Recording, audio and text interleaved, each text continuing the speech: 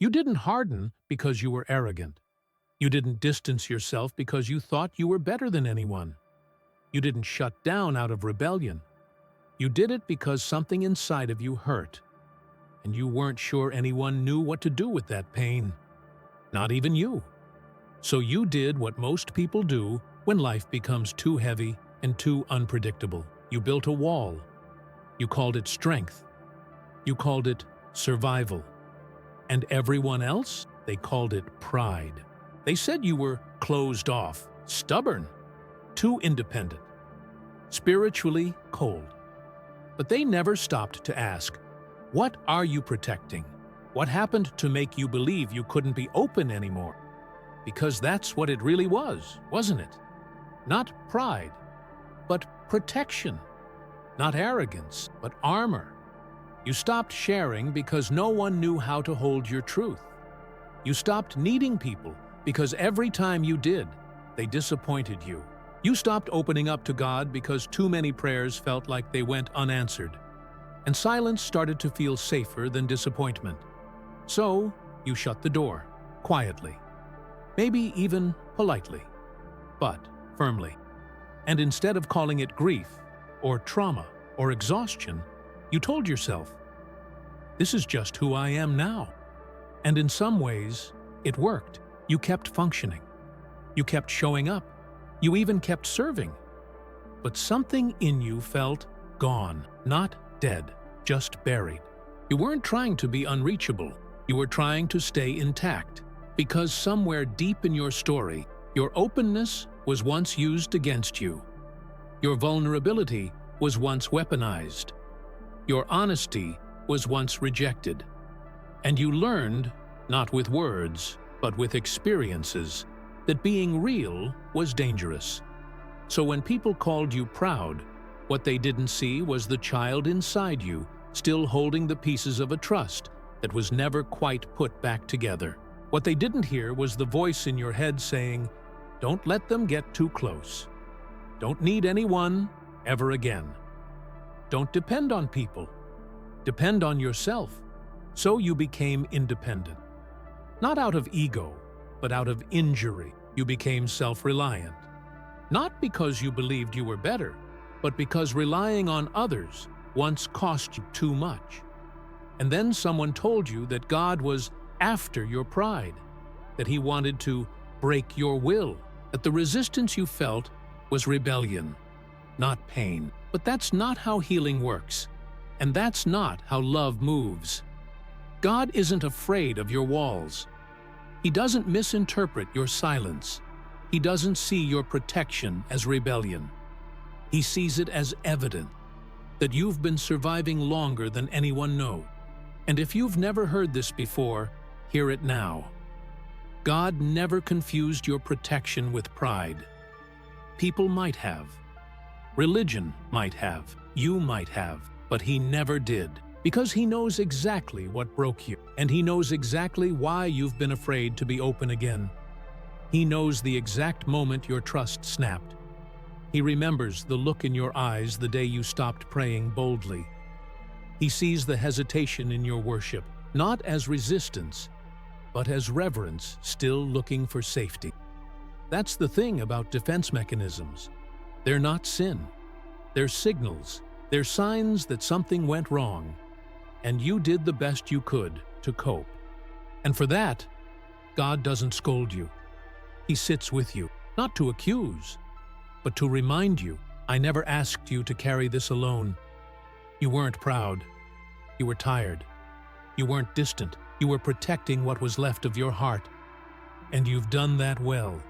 So well, in fact, that even you forgot what it feels like to be soft, to be trusting, to be open. But that softness? It's not gone.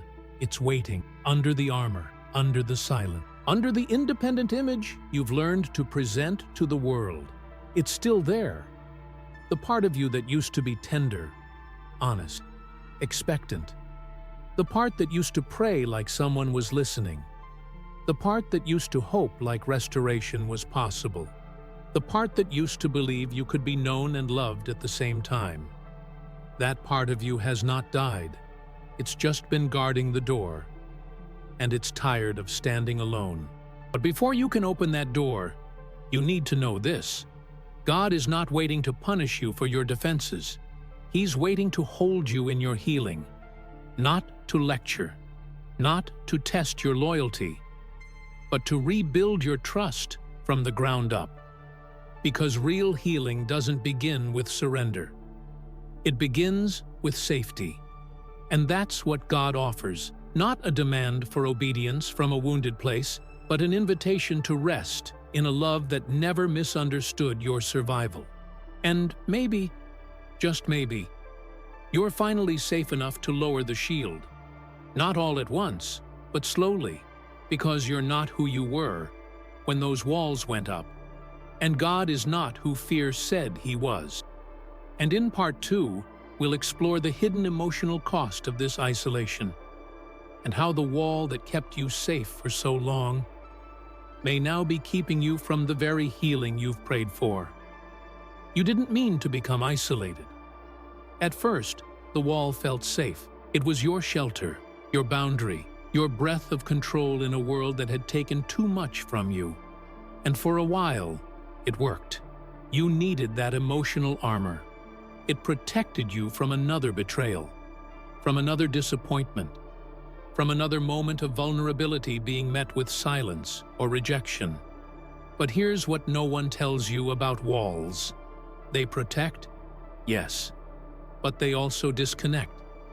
They keep pain out, but they also keep love out. They keep you safe, but they also keep you alone. And over time, the very thing that was meant to shield your heart becomes the thing that starves it. You stop expecting depth from people. You stop expecting safety in conversation. You stop expecting God to speak gently, because you've only known voices that corrected, but never comforted. You become emotionally functional, but relationally distant. You say the right things. You show up where you're supposed to. You serve. You respond. You manage. But inside, you feel untouchable. Not because you want to be, but because that's what survival required. And then people start calling you cold, unreachable, guarded. They say, "You used to be so soft, so expressive, so trusting," and you want to scream, "I still am. I just don't feel safe showing it." But you don't say that, because honesty feels dangerous, because asking for help feels like weakness, because every time you've tried to open that door, you've been misunderstood, so you stay silent. And the wall stays strong, but your soul is getting tired, because even though your mind learned how to survive, your heart was made for connection. You were designed for presence, for nearness, for relationship. With people, yes, but even more so, with God. And disconnection, no matter how sophisticated, eventually becomes too heavy to carry. Maybe you've noticed it. That hollow feeling after conversations, that ache in worship where there used to be fire, that frustration that you're doing everything right, but still feeling off. It's not because you're spiritually failing. It's because walls that once protected you are now blocking what you actually need most. We don't talk about that enough. We don't talk about how trauma teaches you to shut down even your good emotions, how fear tells you to mistrust comfort, how pain makes you believe love is a trap, but it's true. You start avoiding real connection, not because you're antisocial or hard-hearted, but because somewhere along the line, connection meant exposure, and exposure meant hurt. And so the wall became your only refuge. But the wall is not your friend anymore. The wall is now the ceiling between you and the very healing you've been crying out for. God has been knocking, not just on your circumstances, but on the walls around your soul, not to tear them down violently, but to ask gently, "Can I come in there with you, not just into your life, but into your pain?" Because here's the thing. God doesn't want your performance. He doesn't need your composure. He wants your permission to meet you in the place where you first learned to shut down. Not the place where you serve, not the place where you lead, the place where you stopped trusting. And that space, that memory, that version of you, the young one, the bruised one, the silent one, is still waiting to be told, you don't have to carry this anymore. That's what healing starts to look like. Not fireworks, not dramatic encounters, but slow, sacred letting go. Letting go of the idea that being untouchable makes you safe. Letting go of the belief that you have to be hard to be holy. Letting go of the assumption that needing others means you're weak, because you're not weak. You're wounded, and those are not the same thing. Your independence doesn't make you sinful. It makes you human. It tells a story. It reveals a timeline.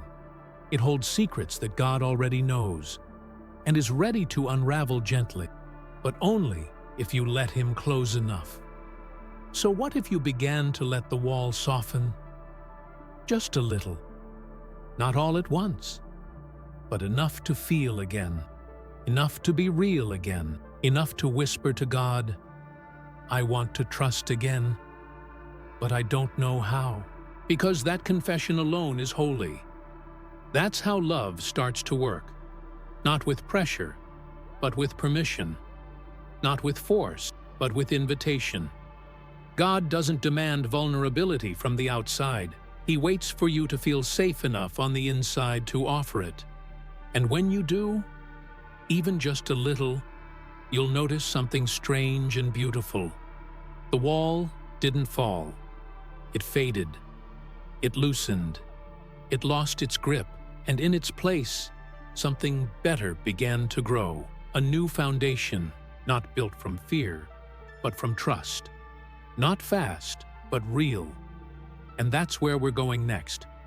Into the sacred truth that God never mistook your armor for rebellion, but instead patiently saw the child within and has been waiting to teach you how to heal in safety, not shame. God never misunderstood you. People might have, your family might have, your leaders, your friends, maybe even you, but God never mistook your armor for arrogance. He never looked at your distance and said, that one's rebellious. He never watched you withdraw and thought, they're too proud to come near. What he saw was pain, and he recognized it immediately, not as resistance, but as a signal. The kind of signal only love can hear clearly. Because where others saw defiance, God saw a wound. Where others saw a wall, God saw a shield. Where others pointed to pride, God whispered, I see the fear beneath that. He never shamed you for building those defenses.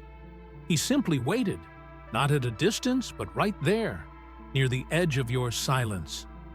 Not rushing you, not pressuring you, just staying with you. Because unlike the world, God doesn't need your transparency to know you. He already knows you, fully, and He stays. That's what sets Him apart. People often need you to explain your silence, justify your emotion, or prove your softness before they trust your heart. But God sees the layers. He knows what you've walked through. He remembers the nights you said nothing, but still ached to be seen.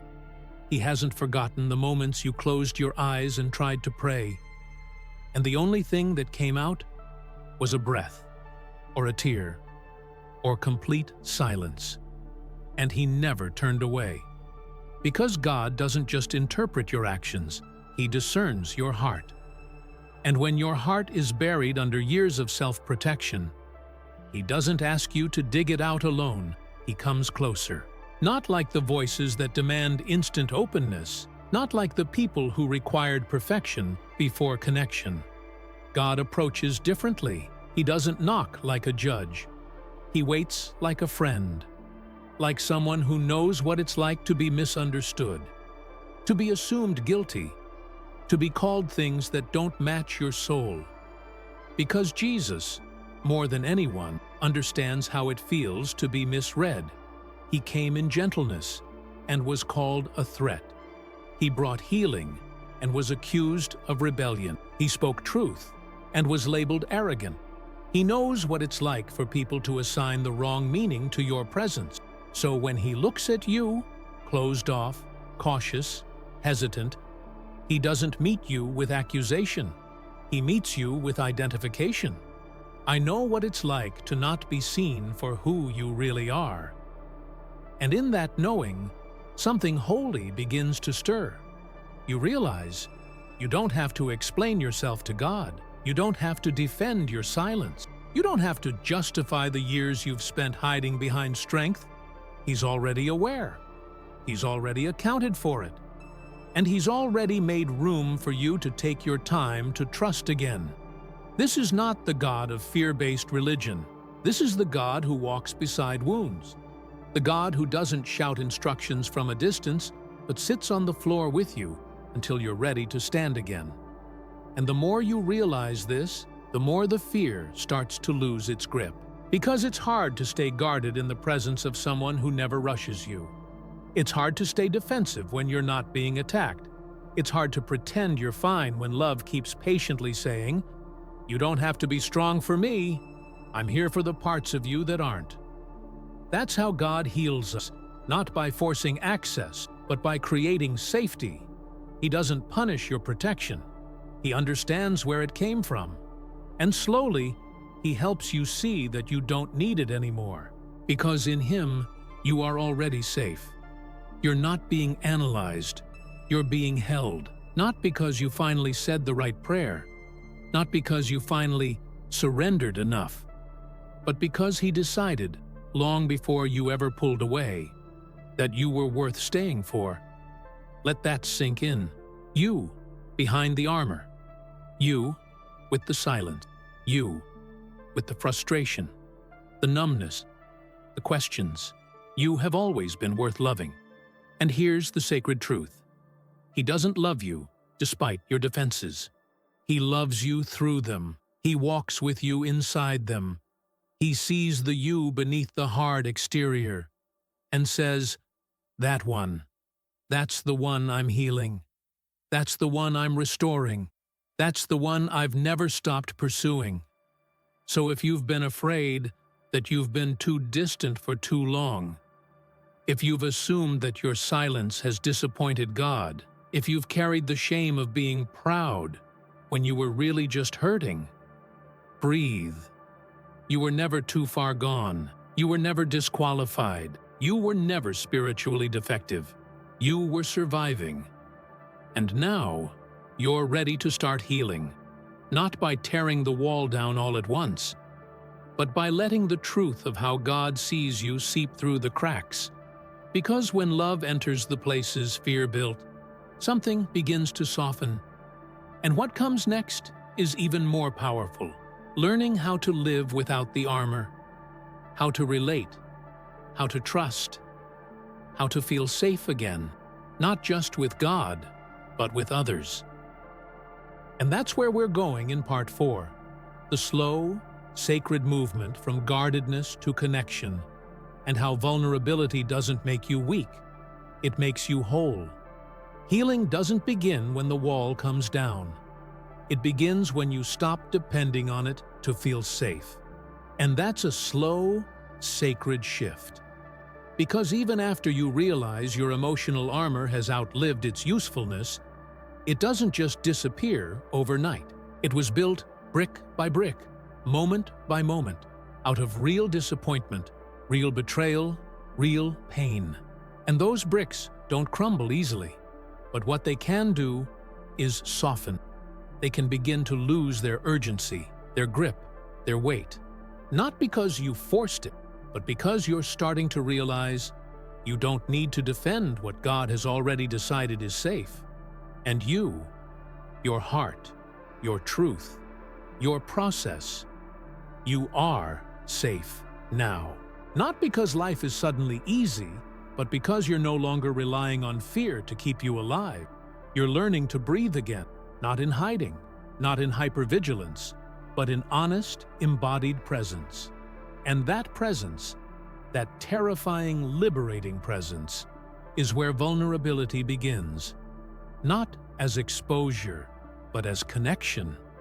See, we were taught to think of vulnerability as weakness, as a risk, as a crack in the armor that makes us too available, too emotional, too sensitive. But what if vulnerability isn't a risk? What if it's a return? What if it's not the opposite of strength, but the beginning of wholeness? Because underneath your guardedness is a heart that's still capable of deep, healing connection. It never died. It just got quiet.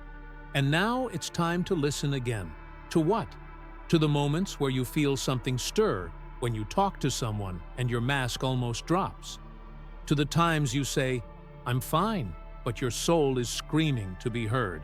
To the flash of warmth in your chest when someone sees you, really sees you, and doesn't walk away. These are the invitations, the sacred opportunities to lean back into being known. Not performed, not managed, not spiritually impressive, just known. But let's be honest, that kind of openness is terrifying when you've lived most of your life in survival mode, when trust has been weaponized, when your story has been misunderstood, when your emotions have been called too much. Hurt? So you pulled back, and it made sense. But what kept you safe then? Maybe keeping you stuck now. Because true healing can't happen in isolation. You can be forgiven alone. You can be gifted alone. You can even be strong alone. But you can't be whole alone. Wholeness is relational. It's interactive. It requires mirrors, people who help you see what you can't always see by yourself. And those people? They may not be perfect, but they do exist. People who don't just tolerate your vulnerability, but welcome it. People who don't punish your softness, but protect it. People who know how to sit in silence with you. And don't fill it with spiritual cliches. But to find them, you have to stop expecting connection to feel like control. You have to stop looking for relationships that feel safe because no one challenges you. You have to stop mistaking numbness for peace. You have to stop avoiding community because someone once used the name of love to dominate you. The truth is, God heals many of us through others, not just around them. And if we're always guarded, always keeping our hearts behind a controlled smile and a surface-level "I'm good," then we might miss the very presence that was sent to walk with us back to wholeness. That's why vulnerability isn't just about emotions. It's about relearning relationship. It's letting your yes be real again. Letting your no be honored. Letting your laughter be unfiltered. Letting your pain be witnessed without judgment. And most of all, it's letting God love you in real time. Not just in worship, not just in quiet times, but in the middle of your awkward conversations, your anxious mornings, your imperfect boundaries, your first brave steps into showing up again. Because vulnerability with God doesn't just happen on your knees. It happens when you decide that you don't have to disappear to be loved anymore. And here's the miracle of it all. When you start showing up, clumsy, shaky, half-ready, God doesn't back away. He draws closer. Not because he needs your vulnerability to accept you, but because you need your vulnerability to finally feel his acceptance. That's the missing piece for so many of us. We know God loves us. We believe he's good. We say the right words. But deep inside, we still feel unseen because we're only letting him near the version of ourselves we think is safe to be loved. But the version of you that needs the love, that version is waiting. She's tired of being behind the curtain. He's tired of wearing the tough skin. And God is already standing in the room, not asking for a performance, not waiting for you to heal first, but gently saying, "Let's be here together, just as you are." Because the kind of wholeness God offers doesn't require perfection. It just asks for permission. And that brings us to our final step. What happens when you give that permission? When you finally trust that you don't have to defend yourself to be protected. When you realize that what you thought was pride was actually pain, and that healing is not just possible, but already in motion, that's where we go next. Into the beautiful, grounded return to your full self. The one that doesn't need to be hard to be strong. The one that can live open and still be safe. When the armor starts to fall, what comes next isn't a crash, it's a return. Not to who you used to be, but to who you were underneath all along. Because the real goal was never just to take the wall down. The real goal was to live without needing it anymore. To breathe without guarding. To speak without rehearsing. To love without fearing that love will break you. And that kind of life, that kind of freedom, feels strange at first. Because when you've spent years surviving, peace can feel suspicious. When you've trained your nervous system to expect loss, calm can feel like danger. When you've identified with your armor, openness can feel like disobedience. But it's not disobedience. It's healing in motion. It's the awkward joy of learning to belong.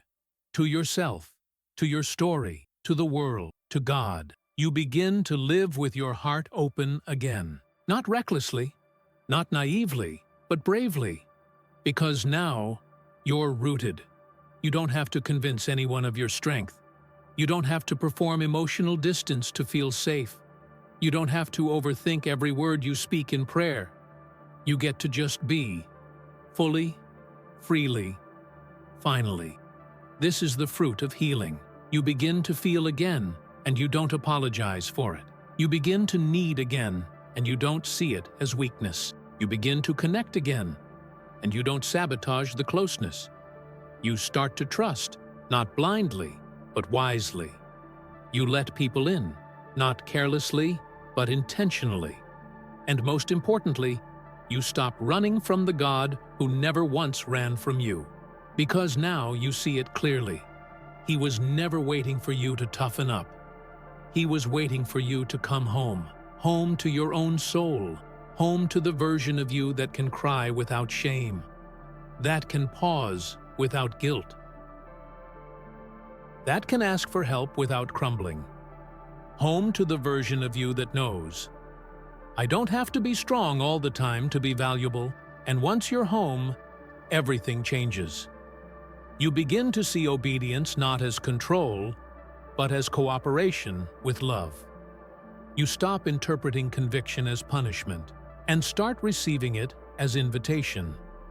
You let God correct you gently, because now you trust that His voice doesn't come to crush you, but to call you closer. You become emotionally present.